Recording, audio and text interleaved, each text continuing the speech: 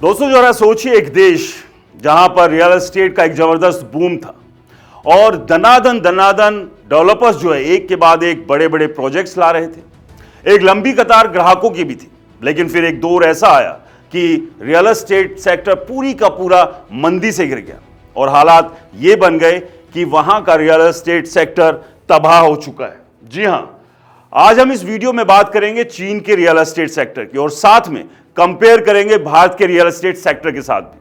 हाल ही में मैंने एक वीडियो बनाया था जिसमें हमने बताया कि भारत के रियल एस्टेट सेक्टर की फिलहाल स्थिति क्या है। बाहर से एक गुब्बारा फुलाया हुआ है, लेकिन अंदर से उसमें खालिश हवा है, कुछ नहीं है। खरीदार मिल नहीं रहे हैं, इन्वेस्टर्स जिन्होंने इन्वेस्ट किया था उन्हें एग्जिट का रास्ता नहीं मिल पा रहा है और एंड यूजर उसकी तो पहुंच से ही बहुत दूर हो चुके हैं अपने घर के सपने की कहानी। मिडिल क्लास अपने सपने को पूरा नहीं कर पा रहा है क्योंकि 1.5 करोड़ से 2 करोड़, 2.5 करोड़, 3 करोड़, 5 करोड़ के आसपास जो है वो घरों की कीमत यानी फ्लैट्स की कीमत पहुंच चुकी है। तो ऐसे में आखिरकार मिडिल क्लास कैसे लेगा? और इस सब के बीच चाइना का रियल एस्टेट आखिरकार तबाह क्यों हुआ? चाइना की जो रियल एस्टेट की दुनिया भर की टॉप 5 कंपनीज में शामिल जो कंपनियां थी वो आखिरकार डूब कैसे गई? वो कौन से कारण थे जिसने पूरे के पूरे चाइना के रियल एस्टेट को तबाह कर दिया? और क्या भारत भी अब इसी दिशा में बढ़ रहा है? भारत का भी रियल एस्टेट इसी दौड़ में शामिल होने की तरफ बढ़ रहा है? आज इस कंपैरिजन के साथ बात करेंगे, इसलिए इस वीडियो को पूरा देखिए। आखिरकार ये तबाही क्यों आई और क्या इसी तरह की तबाही पड़ोस से होते हुए हमारे देश के रियल एस्टेट पर भी आ सकती है? तो ध्यान से देखिएगा, पूरा एक एक कंपैरिजन, एक एक फैक्ट्स मैं आपको बताऊंगा। रियल एस्टेट सेक्टर कितना बड़ा है पहले तो ये समझ लेते हैं। चाइना का जीडीपी का जो कंट्रीब्यूशन है वो 25 से 30% जो है वो चाइना का रियल एस्टेट सेक्टर देता है, करता है। टोटल जो सेक्टर की वैल्यू है वो $60 ट्रिलियन की वैल्यू है। आप समझिए कितना बड़ा। एम्प्लॉयमेंट की बात करें तो 50 मिलियन प्लस एम्प्लॉयमेंट जनरेट करता है चाइना का रियल एस्टेट। चाइना की इकोनॉमी की बैकबोन असल में रियल एस्टेट है और हर चार में से एक जॉब रियल एस्टेट सेक्टर से जुड़ी हुई है। और कुछ कुछ यही हालात हमारे देश में भी है। हमारे देश का रियल एस्टेट सेक्टर भी हमारी जीडीपी की एक बैकबोन बना हुआ है। बहुत सारी जॉब जो है यहां से मिल रही है, लोगों को घर भी मिल रहे हैं, लेकिन जिस रास्ते पर बहुत सारी चीजें चल रही है उसे अगर समय रहते ठीक नहीं किया तो चाइना जैसी तबाही भारत के रियल एस्टेट सेक्टर में भी आ सकती है। ऐसा नहीं है कि तमाम डेवलपर्स गलत कर रहे हैं, बहुत सारे समय पर डिलीवर भी कर रहे हैं, नॉर्मल अफोर्डेबल भी लेकर आ रहे हैं, लेकिन बहुत सारे ऐसे भी हैं जहां पर लाखों लोगों का पैसा फंसा हुआ और बेचारे दर दर की ठोकर खा रहे हैं। अब बात करते हैं कि ये जो क्राइसिस शुरू हुआ, जो तबाही शुरू हुई चाइना के अंदर, वो कैसे शुरू हुई, उसके रूट कॉज को समझते हैं।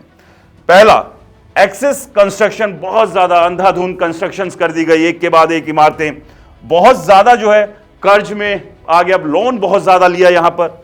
इसके अलावा फेक डिमांड जनरेट की गई, साथ में स्पेकुलेटिव बाइंग।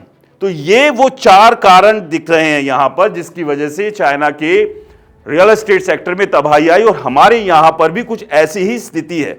एक्सेस कंस्ट्रक्शन दिख रही है, इन्वेंट्रीज जो है बहुत ज्यादा बची हुई है, करीब 10 लाख जो फ्लैट्स है वो खाली है भारत के अंदर, तो आप समझिए। और इसके अलावा भी दनादन जो है प्रोजेक्ट्स बिल्डर लेके आ रहे हैं।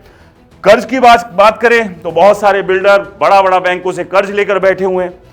फेक डिमांड भी यहां पर भी बन रही है, बड़ी बड़ी हेडलाइंस छपती है। XYZ का प्रोजेक्ट आया, रातों रात बिक गया। XYZ ने एक नया प्रोजेक्ट लॉन्च किया, सारी यूनिट्स बिक गई, लेकिन क्या सच में वो यूनिट्स बिक रही हैं? आप एक बार चेक कीजिएगा फोन करके वहां।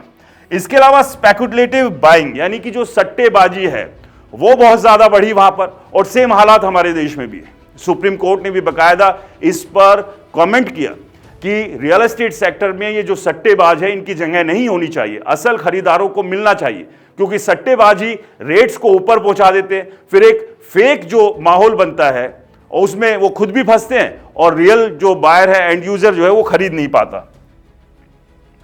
तो ये कारण थे। अब बात करते हैं कि ये क्राइसिस की शुरुआत कैसे हुई थी। 2000 से 2020 के बीच जो कंस्ट्रक्शन बूम आया था, बहुत ज्यादा कंस्ट्रक्शन की गई, लाखों घर बनाए गए, भारी कर्ज ले लिया गया, इतना कर्ज ले लिया गया कि वो बाद में चुकाया नहीं जा सका। स्पेकुलेटिव डिमांड पर भरोसा किया गया, यानी सट्टेबाज जो डिमांड पैदा कर रहे थे उसके भरोसे आ गए। लोगों को रहने के लिए नहीं, इन्वेस्टमेंट के लिए घर खरीद रहे थे, जिससे असली डिमांड कम रही और रिजल्ट हुआ घोस्ट सिटीज बन गई। आपने बहुत सारी खबरों में देखा होगा कि चाइना में ऐसे बहुत से शहर है, वो पूरे के पूरे खाली के खाली पड़े इलाके, वहां बड़ी बड़े अपार्टमेंट्स बने हुए हैं, खूबसूरत अपार्टमेंट्स बने हुए, लेकिन कोई नहीं रहता है, उन्हें घोस्ट सिटी कहा गया। और ये संख्या लगातार बढ़ रही है चाइना के भीतर। और हमारे देश के रियल एस्टेट सेक्टर को भी थोड़ा समझना होगा कि अगर समय रहते कुछ सुधार नहीं किए गए इस सेक्टर के भीतर, तो ये दिक्कत यहां भी आ सकती है। अब वो 3 रेड लाइंस रूल एक चाइना लेकर आया इन तमाम रियल एस्टेट सेक्टर्स के लिए, जिसका असर भी पड़ा। उसमें क्या था? डेब्ट कंट्रोल बाय गवर्नमेंट, यानी जो कर्ज है वो गवर्नमेंट ने कंट्रोल कर दिया कि 100% लोन नहीं मिलेगा, ओनली 70% लोन ही बैंक से ले सकते हैं। अब उसका इंपैक्ट क्या हुआ?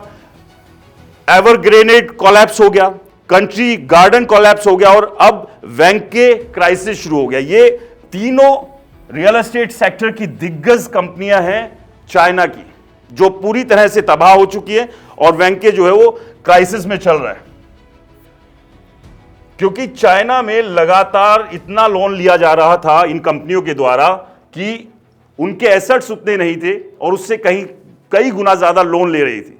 उसी पर चाइना गवर्नमेंट ने कंट्रोल किया, उससे सारा का सारा सिस्टम हिल गया। अब बात करते हैं, प्रॉपर्टी प्राइस गिर रही है। चाइना में प्रॉपर्टी प्राइस का जो फॉल है वो 5 से 20% हो गया 2021 से 2026 में, और जो होम बायर्स हैं वो गायब है। और यही हालात हमारे यहां पर भी है।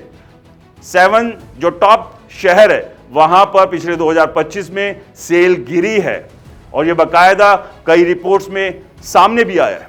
और जो एंड यूजर्स है यानी खरीदार है वो भी गायब है। तो सेम स्थिति यहां पर भी है, लेकिन अभी वो तबाही का दौर नहीं आया है भारत के रियल एस्टेट सेक्टर में जो यहां पर है। अब बात की आखिरकार ये गायब कहां हो गए जो खरीदार थे? उसके पीछे चाइना में पॉपुलेशन डिक्लाइन हुआ, इकोनॉमिक स्लो डाउन हुआ, जॉब क्राइसिस आए, और ट्रस्ट जो है वो कोलैप्स हुआ। ये 3 रीजन यहां पर भी है जो अभी तक साफ तौर पर दिख नहीं रहे हैं, लेकिन आने वाले समय में वो नजर आएंगे, क्योंकि अभी तो एक बबल जो है वो क्रिएट किया हुआ जो जल्द फट सकता है अगर सही कदम नहीं उठाए तो। अब बात करते हैं कि क्या इंडिया का रियल एस्टेट सेफ है या खतरे में। सबसे पहले अनसोल्ड इन्वेंट्रीज वो बहुत सारी बढ़ गई है, जैसे बताया था 10 लाख अनसोल्ड इन्वेंट्री है। प्राइसेस हाई किए हुए हैं, 1.5 करोड़ से नीचे कोई फ्लैट नहीं है, 2 करोड़ 2.5 करोड़, मतलब जिनकी सैलरी 1 या 1.5 या 2 लाख रुपए भी है महीने की, वो भी अपने लिए घर नहीं ले सकते हैं गुरुग्राम नोएडा जैसे शहरों में, क्योंकि ईएमआई इतनी ज्यादा है कि अगर वो घर ले लिया ईएमआई कहां से चुकाएंगे और बाकी के खर्चे कैसे होंगे। बिल्डर का डेब्ट यानी जो कर्ज है वो। लेकिन इंडिया में कुछ मेजर एडवांटेज भी है, उस पर भी बात करते हैं। यंग पॉपुलेशन है जो कि अपने लिए घर खरीदना चाह रहे हैं, इन्वेस्टमेंट रियल एस्टेट सेक्टर में कर रहे हैं। रियल डिमांड अभी हाई है, लेकिन इस पर अभी सवाल भी है कई तरह के। रेरा रेगुलेशन आया है तो उससे एक ट्रस्ट बिल्डअप हुआ, लेकिन रेरा कितना काम कर रहा है वो भी आप जानते हैं। बहुत हद तक कागज का शेर बना हुआ, लेकिन कभी कभी दहाड़ता है तो कुछ रिलीफ मिल जाता है। Less leverage than China.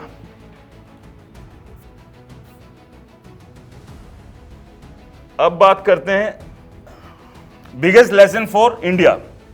हमारे लिए सबसे बड़ा क्या लेसन होना चाहिए? इन चीजों को कभी भी अलाउ नहीं करना चाहिए। एक्सेस डेब्ट यानी कि बहुत ज्यादा जो कर्ज है उसको नहीं करना चाहिए। फेक डिमांड पर कंट्रोल करना चाहिए, और ओवर सप्लाई जो हो रही है इसके ऊपर भी लगाम लगाने की बिल्डर्स को जरूरत है। ये लेसन है, इससे सबक लेने की जरूरत है, वरना जो हालात चाइना के हो रहे हैं वही हालात भारतीय रियल एस्टेट के भी होंगे, यानी कि पूरी तरह से तबाही। घोस्ट सिटीज फिर आपको भी याद खूब दिखेंगी। तो दोस्तों, आपका क्या मानना है? क्या भारत भी चाइना की राह पर है, यानी कि भारतीय रियल एस्टेट भी चाइना के पीछे पीछे चल रहा है तबाही की तरफ, या अभी भी बचाव के संकेत है? कमेंट्स कर जरूर बताएं। आपकी भी कोई कहानी जुड़ी हुई हो रियल एस्टेट सेक्टर से तो वो जरूर शेयर करें। हम कोशिश करेंगे उसे अपने अगले वीडियो में शामिल करने की। और हाँ, इस वीडियो को लाइक करें, शेयर करें, हमारे चैनल को सब्सक्राइब और फॉलो करना बिल्कुल ना भूलें। नमस्कार।